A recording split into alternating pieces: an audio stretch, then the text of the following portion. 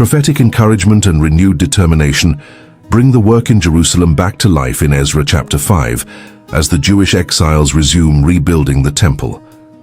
After opposition had brought construction to a standstill, the prophets Haggai and Zechariah now speak in the name of the God of Israel, stirring the leaders and the people to continue what had been left unfinished. Haggai the prophet and Zechariah, a descendant of Iddo, prophesied to the Jews living in Judah and Jerusalem. Their message produced action. Zerubbabel son of Shealtiel and Jeshua son of Jozadak rose up and began rebuilding the house of God in Jerusalem. The prophets remained with them, supporting and encouraging the work. But construction had barely resumed before questions were raised. Tattenai, governor of the province beyond the river, came to Jerusalem with Shethar-bozenai and their associates.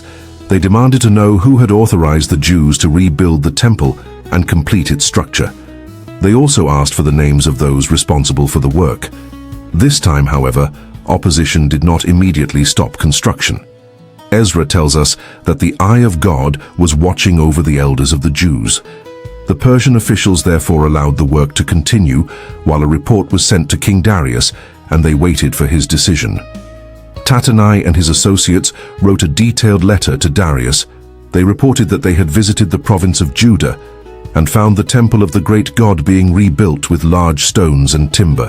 The work was being carried out diligently and making steady progress. The officials explained that they had questioned the Jewish elders about their authority to build. The elders responded by telling the history behind the ruined temple.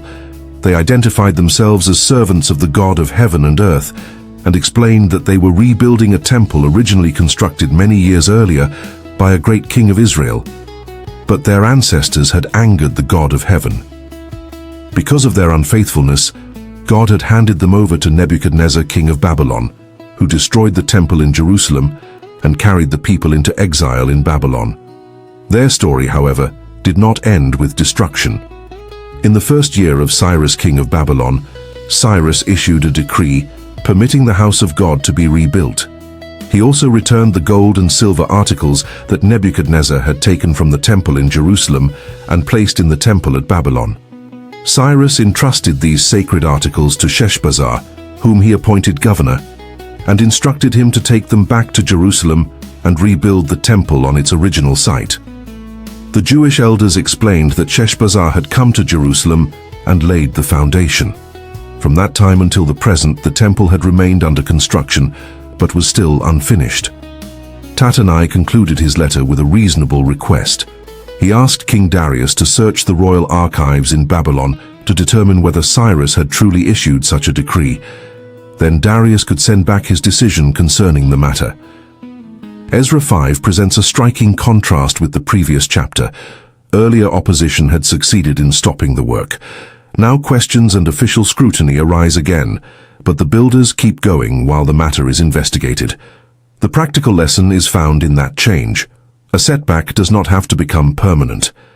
There are times when worthwhile work is interrupted by circumstances, opposition or discouragement. What matters is whether we allow the interruption to become the end of the story. The people returned to the unfinished temple, responded to prophetic encouragement, and resumed the responsibility they had once begun. And while they worked, the eye of God was upon them. The officials have now placed the question before King Darius. Did Cyrus really authorize the rebuilding of the temple? Ezra chapter 6 will provide the answer. A search of the Persian archives uncovers Cyrus's original decree. Darius delivers his ruling,